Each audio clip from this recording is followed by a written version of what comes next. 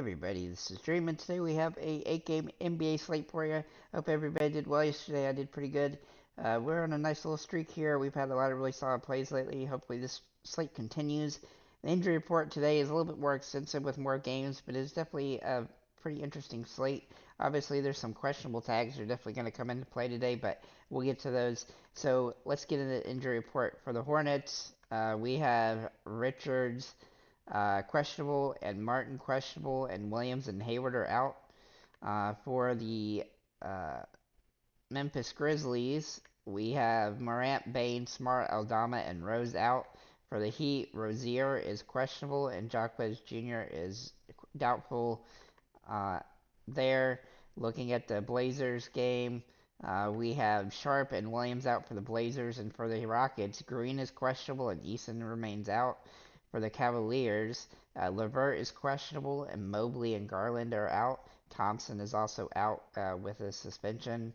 Looking at the Phoenix and Dallas game, for the Suns, Gordon is questionable, and Bola's out. And for the Mavericks, this is going to be interesting.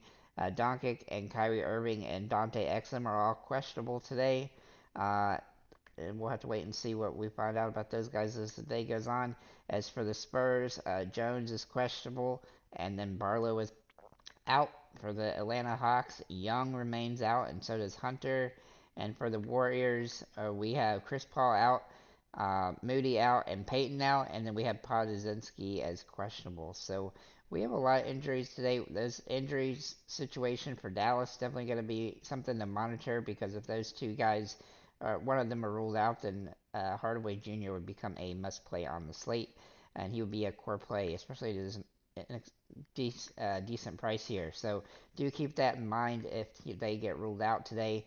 But right now we're going to operate as if they're still just questionable. So my three core plays right now are Fred VanVleet, DeJounte Murray, and Sengun. If Doncic is ruled out, then I would replace VanVleet with Tim Hardaway Jr. So to keep that in mind. So right now we'll start with these guys. So looking at VanVleet for Houston for $7,400. He's been playing pretty solid lately, though he does have a lower floor. But he's got a really favorable matchup here against Portland, and I expect him to have a monster game here. He's been up and down, but with some of the guys hurt for the Rockets, he's going to have a lot of usage here. Just has to hit his shots. That's pretty much it. So and get the assists, and when he does that, he scores a lot of fantasy points, and I think he'll do that today.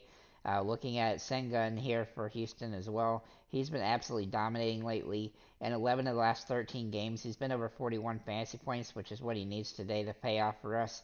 He's been absolutely phenomenal and consistent. He's getting double doubles a lot. He even got a triple double in the last game. I don't expect that, but I do think he'll get over 50 fantasy points, or at least close to 50 on this particular slate. DeJounte Murray is going to have a huge boost today with Young still out.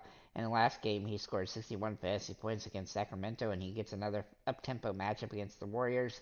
And the Warriors are not playing great defense right now, so he looks like a really solid option on the slate. He's been over 40 fantasy points in 4 straight games, so I look for him to have a nice big game here. We have a lot of other good options today as well. Those three are my top three, but Shea Alexander is also in play today. He's been absolutely phenomenal lately. His prices come down a little bit, which is nice, and he definitely has a lot of upside. He was dominating yesterday against Portland, and he's got a good favorable matchup here against the Spurs today, so he's definitely in play on the slate. Bam Adebayo has been absolutely great lately. In fact, he's been over 42 fantasy points, which is what he needs today, and 10 of the last 12 games. He's been phenomenal. He's had a couple off games, but this matchup is pretty good for him. And he actually had 52 fantasy points the last time against Memphis. Memphis is in bad shape with injuries and things like that. He's going to be able to dominate this team. Miles Bridges is in a very interesting position today as Rozier has been traded, so he's going to become the number two guy for them along with Ball, and I do think he'll be a great option on this slate. He's played pretty well lately too, so I think he's got a lot of upside. And with all the injuries to the Hornets, he's got a lot of minutes and usage to utilize. Looking at Jared Allen, he was a guy that I really thought about making a core play, as he has been absolutely phenomenal lately. In the last 12 games, he's had 11 over 38 fantasy points. Now his ceiling isn't quite as high as some other guys, but his floor is really good right now, and he's playing very well.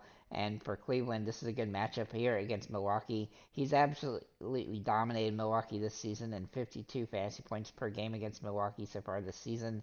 I like his potential here and very close again to being a core play. Looking at Donovan Mitchell, he has also been pretty good lately. He obviously has a low floor sometimes, but uh, if you watch on X, if he tweets, then you can know that he's going to have a gigantic game because he seems to always have gigantic games when he does that. He's also got a favorable up-tempo matchup here, so I like his potential in this game. He's definitely in play on the slate. Jalen Williams for Oklahoma City has really played well lately. In 10 of the last 11 games, he's been over 35 fantasy points, which is what he needs today.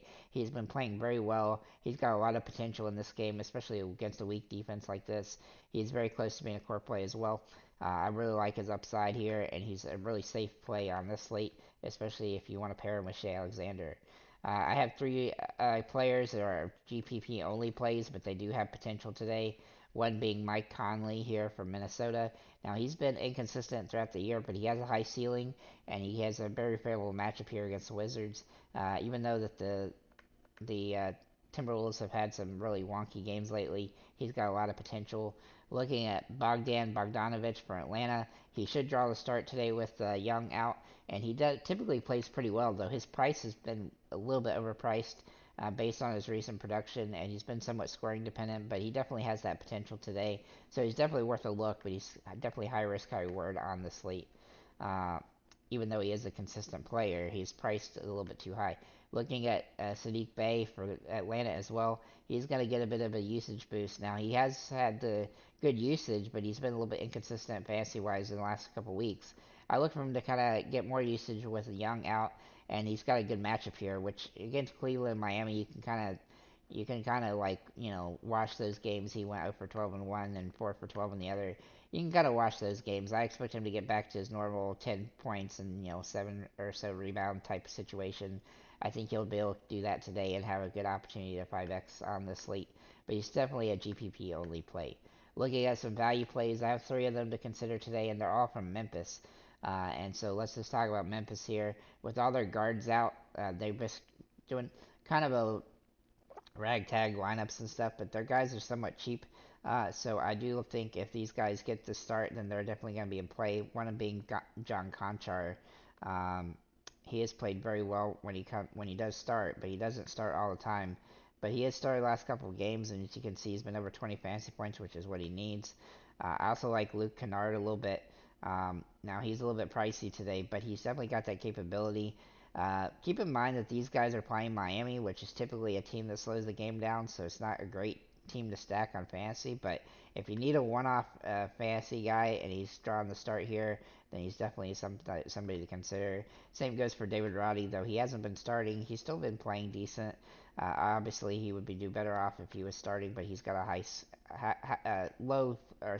he has a high floor for this matchup, so he's definitely worth a look if he draws a start. Overall, though, I do think that this Dallas injury situation will definitely come into play here. Giannis is probable, so he's likely to play. And I do think that this is an interesting slate, especially it gets more interesting with those guys potentially missing. So, with that said, guys, thank you for liking, commenting, subscribing. If you have any comments or questions, feel free to leave them below. And have a nice day, guys.